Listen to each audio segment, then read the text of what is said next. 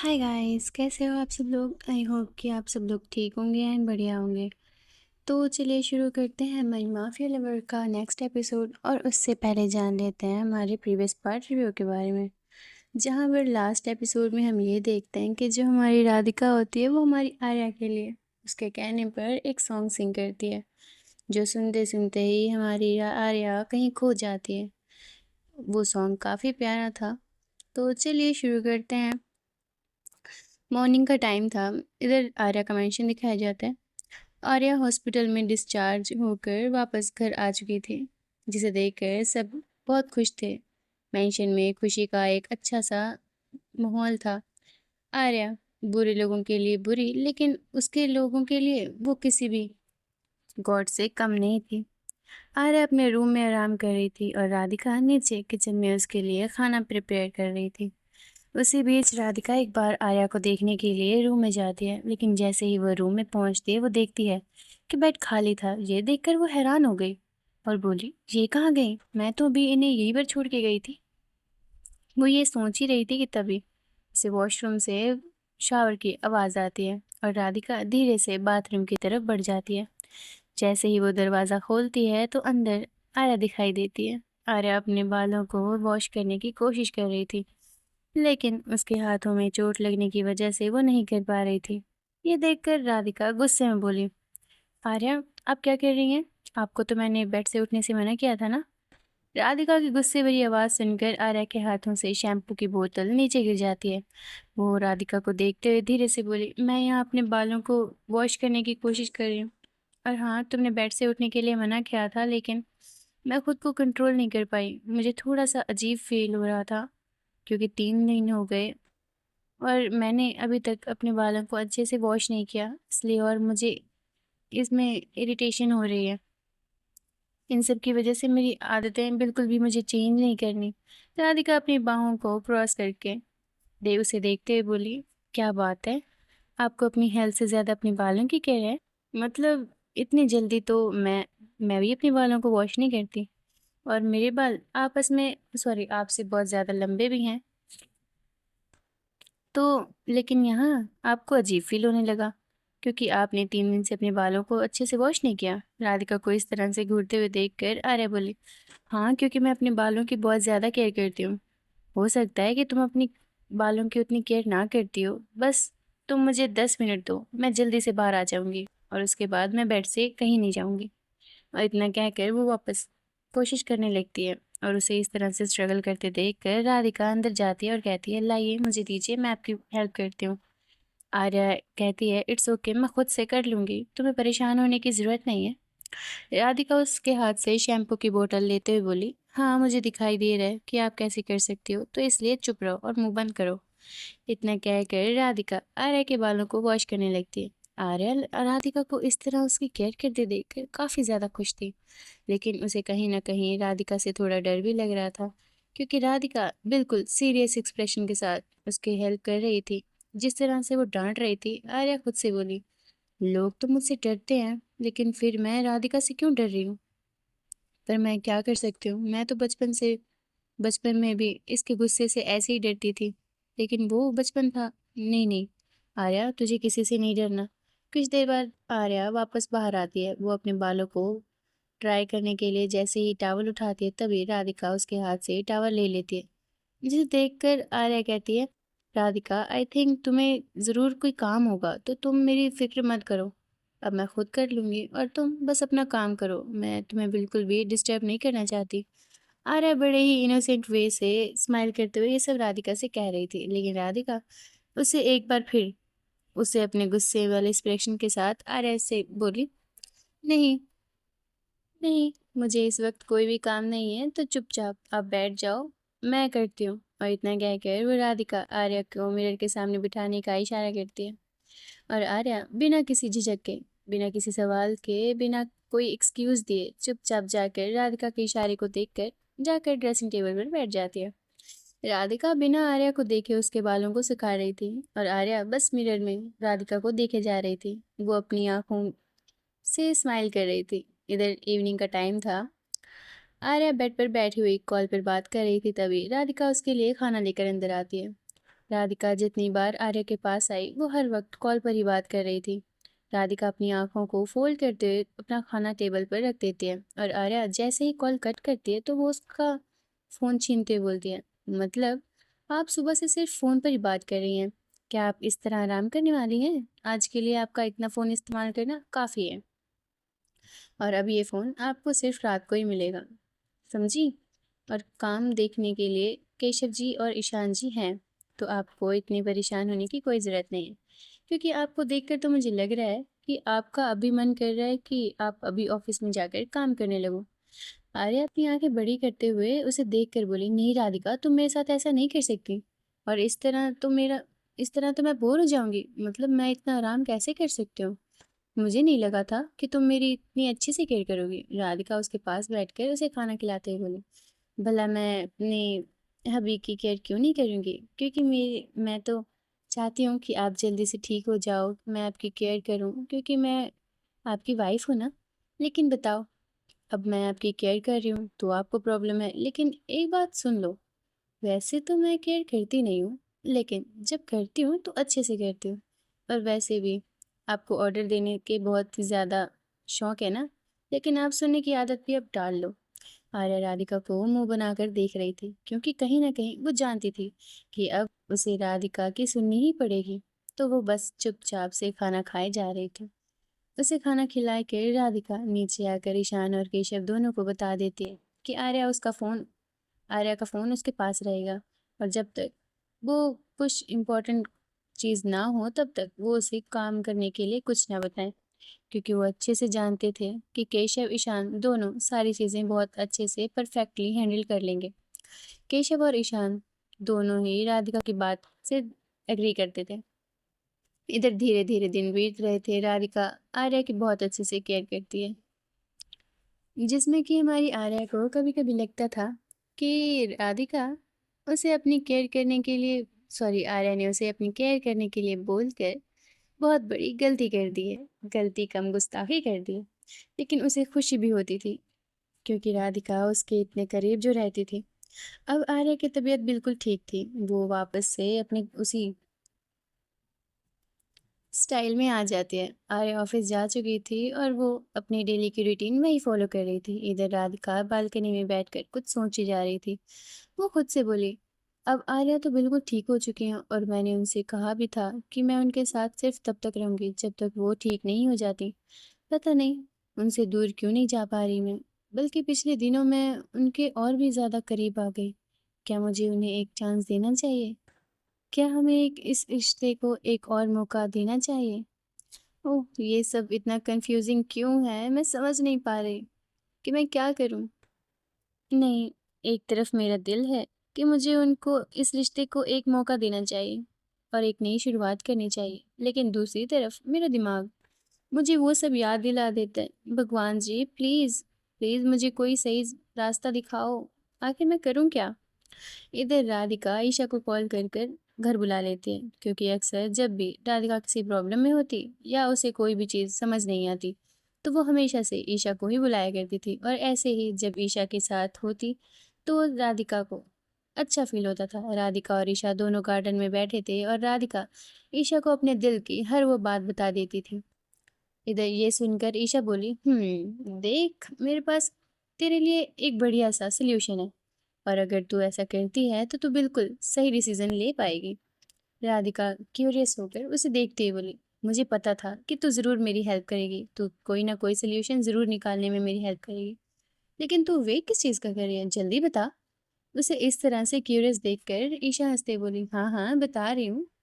तो मेरी एडवाइस तुमसे ये है कि तुम आर्या को इस रिश्ते के लिए एक चांस तो दे दो। मैं मानती हूँ कि तुम्हारे लिए मुश्किल होगा उन चीज़ों को भूलना और आगे बढ़ना, लेकिन ये तू भी जानती है कि आर्या ने जानबूझकर कुछ भी नहीं किया। वो सिर्फ एक गलतफहमी है और उसकी जगह अगर मैं या तू होते तो शायद हमारा भी बिल्कुल सेम रिएक्शन होता। तो उसके बेस पर तू आर्या को जज नहीं कर सकती और ये जानती है कि वो अच्छी भी है, लेकिन अगर तूने आर्या को छोड़ दिया तो तुझे पछतावा ज़रूर होगा, क्योंकि तूने इस रिश्ते को एक मौका देकर देखा ही नहीं होगा। तो एक बार एक बार आर्या को एक मौका देकर देख। पर अगर उसके बाद भी तेरा दिल आर्या से दूर जाने का करे, तो तू बिना कुछ सोचे तुरंत उससे दूर चले जाना, ठीक है? लेकिन अगर तेरा दिल उसके पास रुकने को हो, तो उसके साथ रहने का करे, तो तुझे अपने दिमाग की सुनने की ज़रूरत नहीं है, समझी? ईशा की बात सुनकर राधिका कुछ सोचती हुई बोली, क्या है ये सब? करना ठीक रहेगा? ईशा कहती है, ऑफ कोर्स सही होगा। और सिर्फ 1 महीने की तो बात है, सिर्फ 1 महीने में। 1 महीने में तुझे पता चल जाएगा कि तू आर्या के साथ रहना चाहती है, तो उसके साथ रह सकती है या नहीं। उसके बाद जो भी तेरा डिसीजन होगा उसमें मैं तेरे साथ रहूंगी। आर्या कुछ देर ईशा की बात को सोचती है और कहती है, ठीक है, मैं इस बारे में थोड़ा और सोचूंगी, लेकिन अगर मैं उनको एक मौका देने का डिसाइड कर लूंगी, तो मैं 1 महीने तक उनको इस बारे में कुछ भी नहीं बताऊंगी। 1 महीने के बाद जो भी मेरा डिसीजन होगा मैं वही करूंगी, तभी उन्हें बताऊंगी। ईशा भी राधिका की बात से एग्री करती है और वो दोनों ही ऐसे ही बात कर रही थी। दिन बीत जाता है, रात के करीब 11 बज चुके थे, लेकिन आर्या आज अभी तक घर नहीं आई थी। हालांकि वो इतना लेट कभी नहीं होती थी। राधिका हॉल में बैठकर आर्या का इंतजार कर रही थी। वो आर्या को कॉल करने का ट्राई करती है, लेकिन उसका फ़ोन ऑफ आता है, इसलिए वो ईशान को कॉल करती है। कुछ रिंग के बाद ईशान कॉल उठाते हुए बोला, हेलो राधिका। इधर से राधिका कहती है, ईशान, आर्या कहाँ है? आज वो अभी तक घर नहीं आई और उनका फ़ोन भी ऑफ आ रहा है। तुम दोनों ठीक हो ना? आर्या की बात सुनकर ईशान बोला, हम दोनों बिल्कुल ठीक हैं, बस कुछ देर में हम घर पहुंच रहे हैं। और इतना कहकर वो कॉल कट कर देते हैं। कुछ देर बाद राधिका को एक गाड़ी की आवाज़ सुनाई देती है। तभी राधिका की नज़र दरवाजे पर पड़ती है। आर्या और ईशान को देखते ही राधिका उनके पास जाकर बोली, ईशान, ये सब क्या है? ईशान हल्की सी स्माइल के साथ बोला, वो एक्चुअली राधिका, आज इसने थोड़ी ज़्यादा ड्रिंक कर ली है और इसलिए हम दोनों लेट हो गए। और एक पार्टी थी, इसी वजह से हमें करना पड़ा, लेकिन तुम फिक्र मत करो, ये ड्रिंक करके आराम से सो जाएगी। तुम इसे मेरे इसके रूम तक ले जाने में मेरी हेल्प करो। राधिका और ईशान दोनों ही उसे उसके रूम तक ले जाते हैं। तभी ईशान का फ़ोन बजने लगता है। ईशान राधिका को देखते हुए बोला, राधिका, अभी मुझे कुछ अर्जेंट काम है, तो तुम मुझे इसे अकेले लेके जा सकते हो? मुझे थोड़ा काम है, मुझे जाना होगा, तुम इसे संभाल लेना, और कुछ हो तो प्लीज़ मुझे कॉल कर लेना। इतना कहकर ईशान वहाँ से चला जाता है। अब राधिका आर्या के साथ अकेली थी। वो किसी तरह से आर्या को बेड तक ले जाती है और उसे बेड पर लिटा देती है और हाँफते हुए बोली, अरे बाप रे, ये कितनी भारी है। इधर राधिका आर्या को ध्यान से देख रही थी। उसकी शर्ट के ऊपर के कुछ बटन खुले हुए थे और उसके फेस पर उसके बाल आ रहे थे। उसकी आंखें लाल थीं, जिससे वो और भी ज़्यादा अट्रैक्टिव लग रही थी। राधिका उसकी तरफ और भी ज़्यादा अट्रैक्ट हो रही थी। उसे कुछ खिंचाव सा महसूस हो रहा था। वो एक नज़र आर्या की तरफ देखती है, जो आंखें बंद किए हुए बस आराम से लेटी हुई थी। ये देखकर राधिका आराम से उसके शूज़ निकालने की कोशिश करने लगी, लेकिन तभी आर्या उसे रोककर उसके हाथों को होल्ड कर लेती है और उसके पास आ जाती है और कहती है, नेवर, तुम कभी भी ये नहीं करोगी, तुम मेरे पैरों को टच नहीं कर सकती। आर्या राधिका के हाथों को अपने दिल पर रखकर उसकी आंखों में देखती हुई बोली, मैं सिर्फ तुम्हारी हूँ, लेकिन उसके बावजूद भी तुम मेरे पैर कभी नहीं छू सकती। तुम इस घर की और मेरे दिल की क्वीन हो, और मैं नहीं चाहती तुम कभी मेरे पैर छुओ, और मुझे ये बिल्कुल भी अच्छा नहीं लगेगा तुम किसी के सामने झुको। मुझे तुम्हारा झुकना पसंद नहीं है। राधिका खामोशी से आर्या की बातों को सुन रही थी। वो आर्या के वर्ड्स से बिल्कुल हैरान थी। ये सुनते ही मानो जैसे उसकी धड़कनें रुक सी गई हों। वो चाहकर भी आर्या से अपनी नजरें नहीं हटा पा रही थी। इससे पहले राधिका कुछ बोल पाती, तभी आर्या झुककर राधिका के माथे पर किस कर लेती है। और ये होते ही राधिका हैरानी से आर्या को देख रही थी। वो तुरंत आर्या को उठाते हुए बोली, आर्या, ये आप क्या कर रही हैं? आप ये नहीं कर सकती। इधर आर्या राधिका के चेहरे को अपने हाथों में लेकर हल्की सी स्माइल के साथ बोली, मैं कर सकती हूँ। आर्या ने आज तक किसी के सामने अपना सिर नहीं झुकाया और ना ही किसी के सामने झुकाएगी, लेकिन मैं तुम्हारे सामने झुकने के लिए रेडी हूँ, सिर्फ तुम्हारे लिए। इतना कह के आर्या उसके माथे को एक बार फिर चूम लेती है। राधिका अपनी आंखें बंद कर लेती है।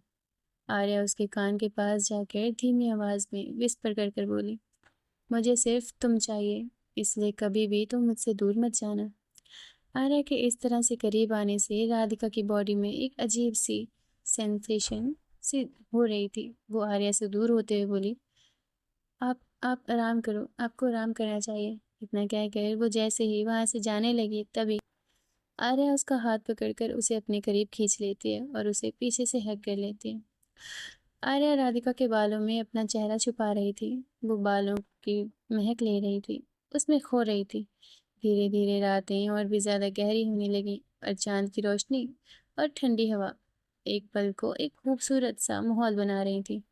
राधिका आर्या से दूर होने की बेतहाशा कोशिशें कर रही थी, लेकिन आर्या उसके चेहरे को अपनी तरफ कर लेती है और उसकी कमर फोल्ड करके उसे अपनी और भी ज्यादा करीब कर लेती है। अब मुझे खुद से दूर मत करो। राधिका आर्या को खुद से दूर करना चाहती थी, लेकिन न जाने वो आर्या को खुद से दूर क्यों नहीं कर पा रही थी। उसे एक अजीब सा एहसास हो रहा था। उसकी सांसें थम सी गई थीं और आर्या के छूने से उसकी बॉडी में एक सिहरन सी दौड़ रही थी। आर्या राधिका की पलकें झुकी हुई थी। आर्या उसके फेस के पास लीन होते हुए सबसे पहले उसकी आंखों पर किस करती है, हल्के से, जैसे ही वो थकी हुई थकी हुई रूह को सुकून दे रही हो। राधिका की सांसें उसकी बीच अटक रही थी।